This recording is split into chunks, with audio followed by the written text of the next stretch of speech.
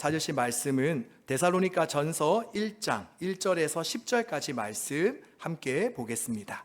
데살로니가 전서 1장 1절에서 10절까지 말씀 우리 한 절씩 교독해서 읽도록 하겠습니다. 바울과 실로아노와 디모데는 하나님 아버지와 주 예수 그리스도 안에 있는 데살로니가인의 교회에 편지하노니 은혜와 평강이 너희에게 있을지어다.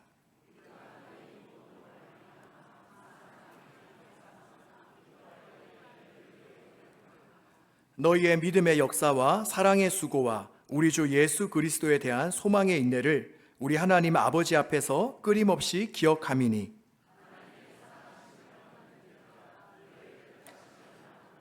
이는 우리 복음이 너희에게 말로만 이른 것이 아니라 또한 능력과 성령과 큰 확신으로 된 것임이라. 우리가 너희 가운데서 너희를 위하여 어떤 사람이 된 것은 너희가 아는 바와 같으니라.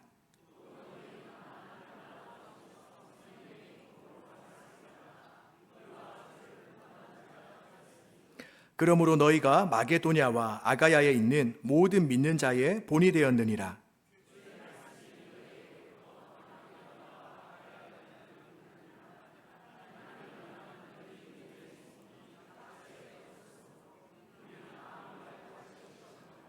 그들이 우리에 대하여 스스로 말하기를 우리가 어떻게 너희 가운데에 들어갔는지와 너희가 어떻게 우상을 버리고 하나님께로 돌아와서 살아계시고 참되신 하나님을 섬기는지와 또 죽은 자들 가운데서 다시 살리신 그의 아들이 하늘로부터 강림하실 것을 너희가 어떻게 기다리는지를 말하니 이는 장래의 노하심에서 우리를 건지시는 예수시니라. 아멘.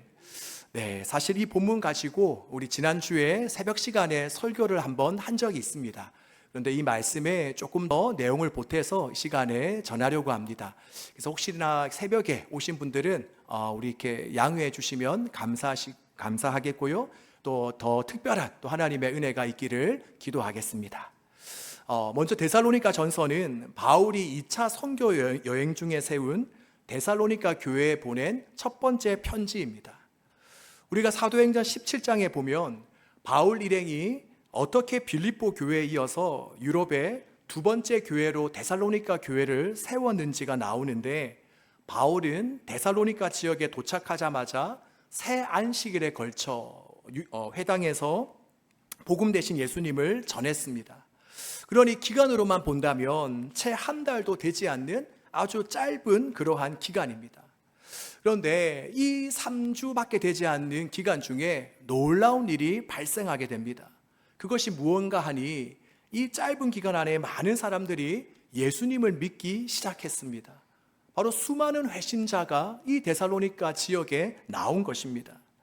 그러자 이를 지켜본 유대인들은 어떻게 하겠습니까? 바로 시기하여서 이를 몹시 못마땅하게 생각하였습니다.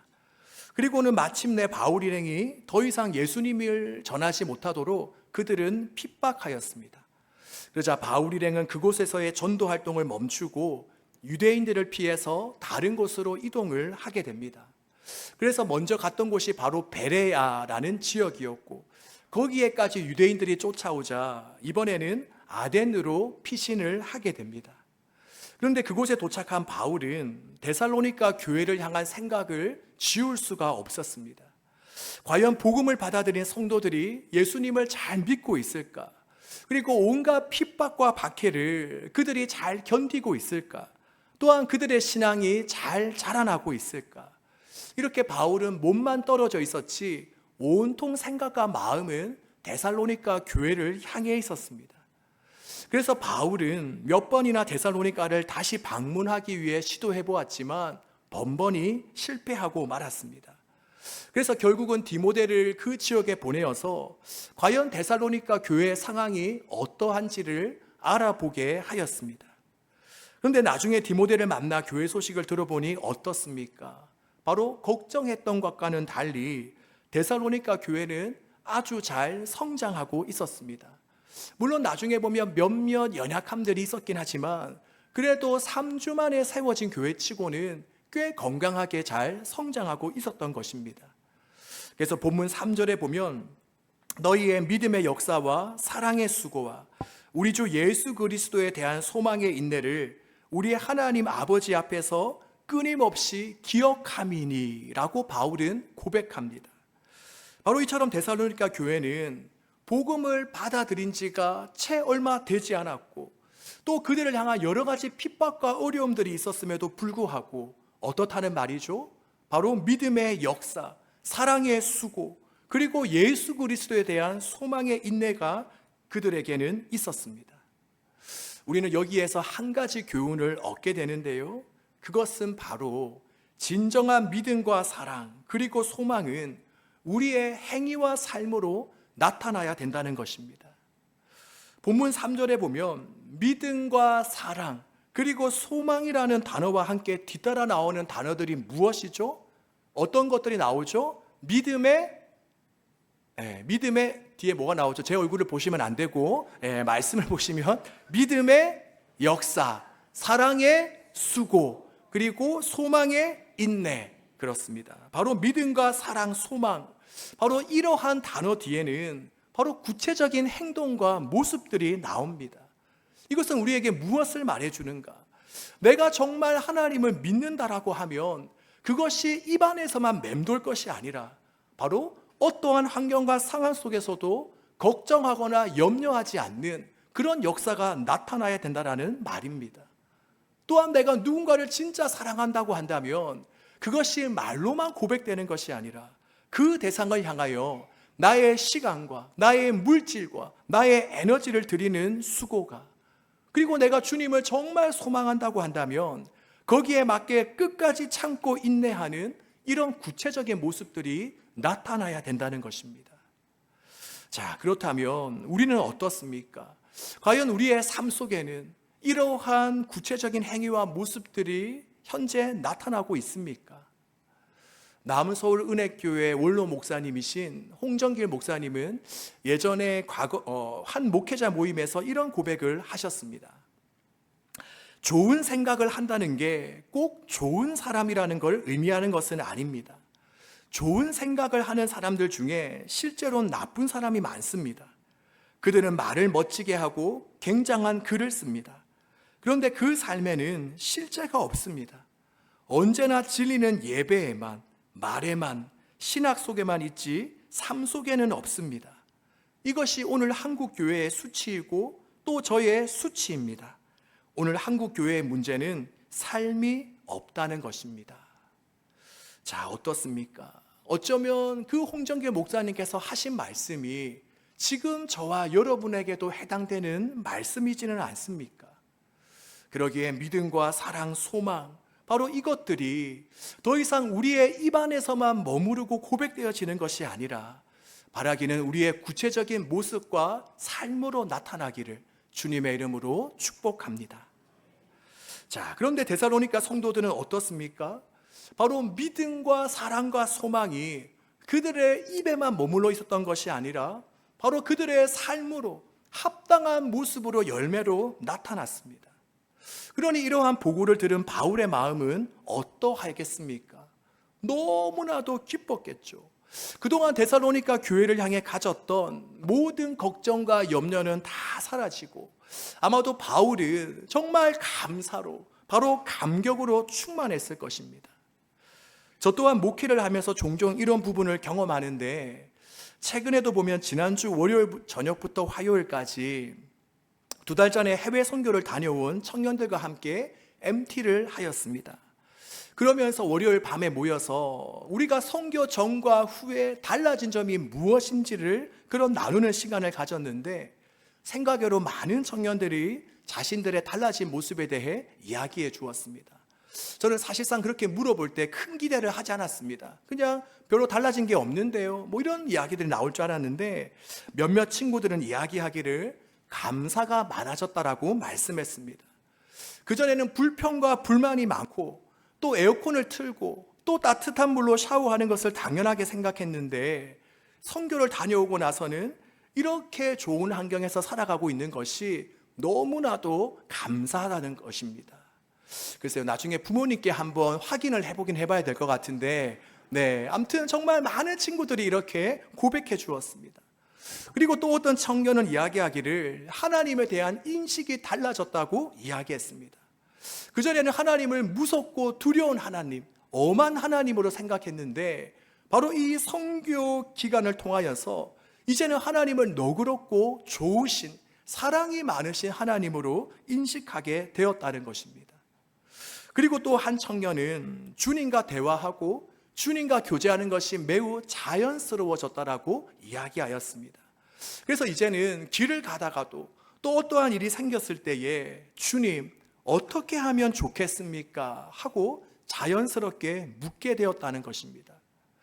그리고 또 3명의 청년들은 선교 이후에 어떻게 하면 내가 이 선교 활동을 하면서 어린아이들을 도왔던 것을 계속해서 내가 한국 땅에서도 이어갈 수 있을까를 고민하다가 교육부서 교사로 지원하여 현재 섬기고 있다라고 이야기해 주었습니다.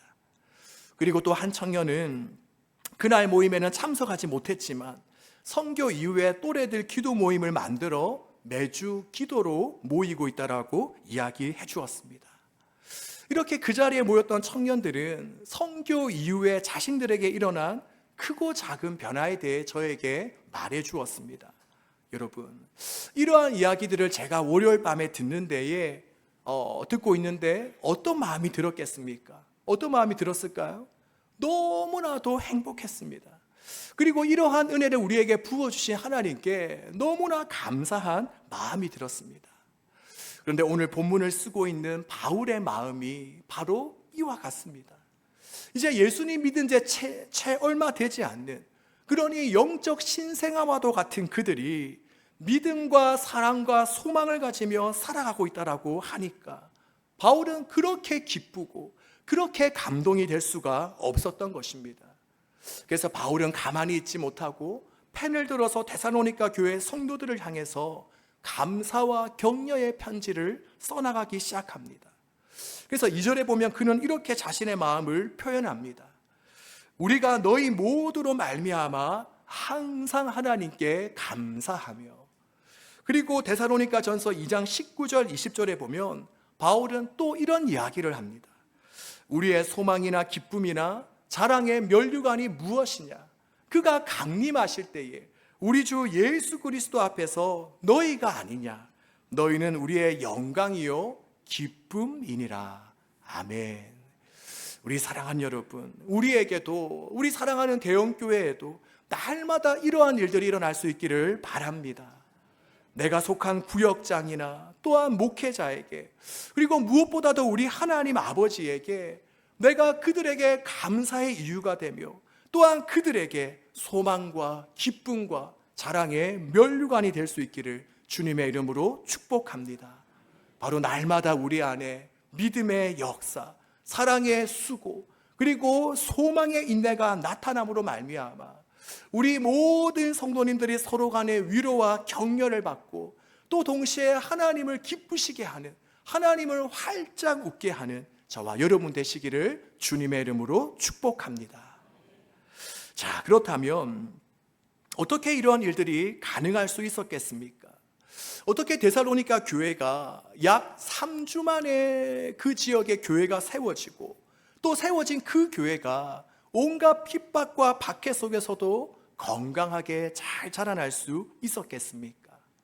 오늘 본문에 보면 몇 가지 이유가 나오는데요. 바로 첫 번째는 바울 일행이 그들에게 복음 대신 예수님을 전했기 때문입니다. 만약 바울 일행이 이 지역에는 더 이상 복음 전하는 게 쉽지 않겠어, 우리 그냥 다른 지역으로 가서 복음 전합시다 라고 했다면 그 지역에 과연 교회가 세워질 수 있었겠습니까? 결코 그런 역사는 일어날 수 없었을 것입니다. 우리 역시도 마찬가지죠.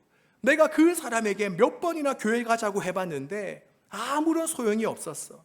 이제는 내가 결코 교회 가자는 말 하지 않아야지. 내가 몇 번 전도팀 따라 노방전도 가봤는데 요즘 날씨 덥기만 덥고 사람들 반응도 별로 없어. 이젠 가지 않아야지. 우리가 이랬다가는 어떻게 되죠? 아무런 역사가 나타나지 않습니다. 즉 우리가 아무것도 하지 않으면 아무런 결과가 나타나지 않는 겁니다. 로마서 10장 13절 14절에 보면 새번역 성경으로 제가 한번 읽어드리겠습니다. 주님의 이름을 부르는 사람은 누구든지 구원을 얻을 것입니다. 그런데 사람들은 자기들이 믿은 적이 없는 분을 어떻게 부를 수 있겠습니까? 또 들은 적이 없는 분을 어떻게 믿을 수 있겠습니까? 선포하는 사람이 없으면 어떻게 들을 수 있겠습니까? 이처럼 바로 선포하는 자가 없다면 복음을 들을 수 있다 없다? 네, 들을 수 없다. 또 복음을 듣지 못했다면 결코 예수님을 믿을 수 없고 또 믿지 않으면 주님의 이름을 부를 수가 없다는 것입니다. 그러기에 우리가 누군가에게 예수님을 전하는 것은 너무나도 중요합니다. 바로 우리가 전하지 않고 우리가 복음의 통로가 되어 살아가지 않는다면 결코 세상 사람들은 복음을 들을 수가 없고 그러면 결코 복음 대신 예수님을 믿을 수가 없기 때문입니다. 우리 사랑하는 여러분, 우리 모두는 예수님을 전하는 사람들이 되시기를 바랍니다. 우리 한번 옆에 계신 분들에게 잠도 깨울 겸 한번 인사해 볼까요? 예수님을 전하는 사람들이 됩시다. 네, 예수님을 전하는 사람들이 됩시다. 아멘. 네, 분명 우리 안에 거하시는 주님께서 때때로 우리에게 이런 감동을 주실 것입니다. 지금 저 사람에게 너가 복음을 전해. 지금 저 사람에게 나를 나타내줘. 어떻습니까? 그러한 마음의 감동들이 다 있으셨습니까? 네, 없으셨으면 안 되는데 있으셨습니까? 아멘이시죠? 네, 이때 우리가 부끄럽다고 또한 안 될 것 같다고 그것을 거부하지 마시고 우리가 하나님의 감동에 따라 예수님을 전할 수 있기를 바랍니다. 그래서 우리로 인하여서 주변 모든 사람들이 예수님을 주와 그리스도로 고백할 수 있기를 주님의 이름으로 축복합니다. 자, 이처럼 데살로니가 교회가 세워지고 또 그들이 건강하게 자라날 수 있었던 첫 번째 비결이 뭐라고 말씀드렸죠? 벌써 잊으셨나요? 네, 바울 일행이 복음 대신 예수님을 전했기 때문입니다. 그리고 두 번째로 이런 역사가 일어날 수 있었던 비결은 무엇이냐? 우리 한번 같이 이야기해 볼까요? 성령님께서 함께 하시기 때문입니다. 성령님께서 함께 하셨기 때문입니다. 아멘. 그렇습니다. 우리가 본문 5절에 보면 바울은 우리 복음이 너희에게 말로만 이른 것이 아니라 또한 능력과 성령과 큰 확신으로 된 것임이라고 고백합니다. 바로 이처럼 데살로니가 지역의 교회가 세워지고 또한 핍박과 어려움 속에서도 잘 성장할 수 있었던 이유는 무엇이냐? 바로 먼저는 바울 일행이 복음을 전한 그 수고가 있었기 때문이고 또 두 번째는 무엇입니까? 바로 성령님께서 바로 그들 한 사람 한 사람에게 역사해 주셨기 때문입니다. 우리가 성령님이 어떠한 분이신지는 다 아시죠? 바로 성령님은 우리에게 예수님이 어떠한 분이신지를 알려주시고 또 우리가 예수님을 잘 믿도록 도와주시는 분이십니다. 또한 성령님은 바로 우리의 이러한 교회를 세우시는 동시에 세우신 교회가 건강하게 서 나갈 수 있도록 세워질 수 있도록 이끌어 주시는 분이 바로 성령님이십니다.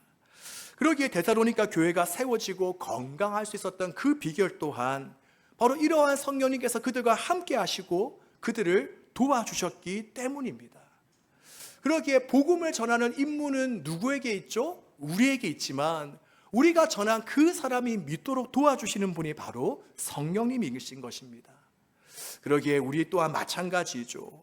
우리 역시 믿음 안에서 잘 자라고 우리가 믿음 안에서 잘 성장할 수 있는 비결은 무엇입니까?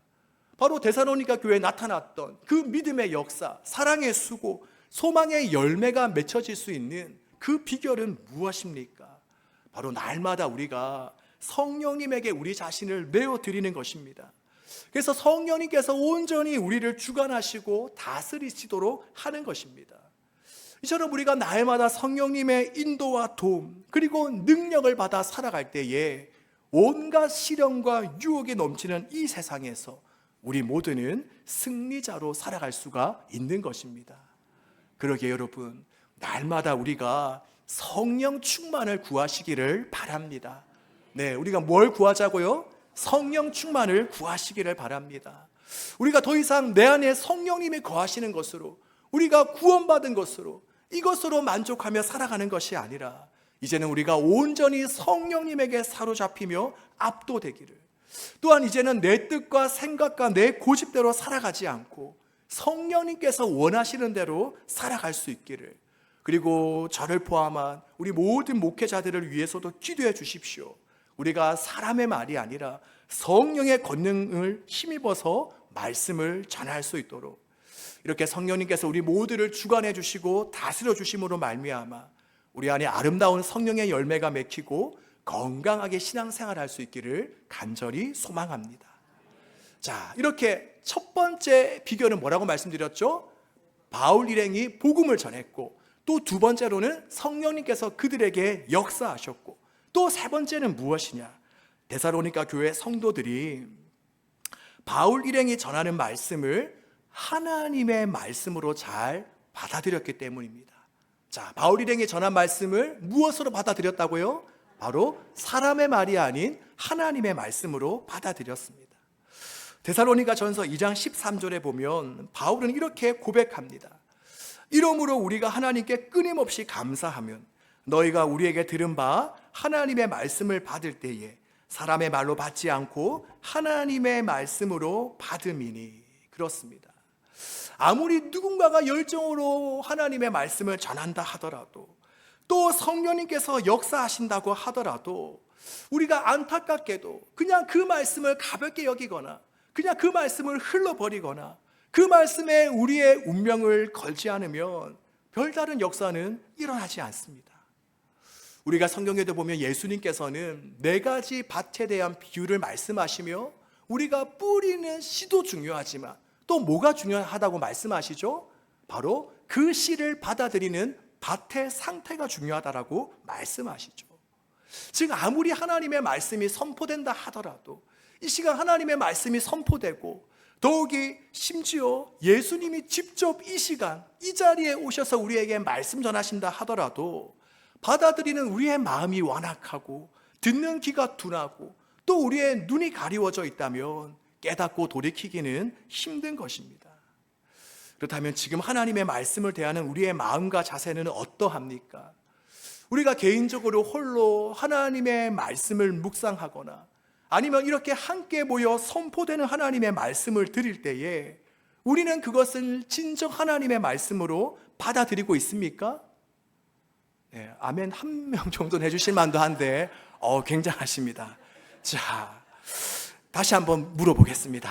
자, 우리가 홀로 하나님의 말씀을 묵상할 때나 아니면 이처럼 함께 모여 선포되는 하나님의 말씀을 들을 때에 우리는 그것을 하나님의 말씀으로 받아들이고 있습니까? 네. 또한 한 말씀도 놓치지 않는 그런 간절함과 절박함이 우리 안에 있습니까? 네, 이렇게 잘 하시네요. 네.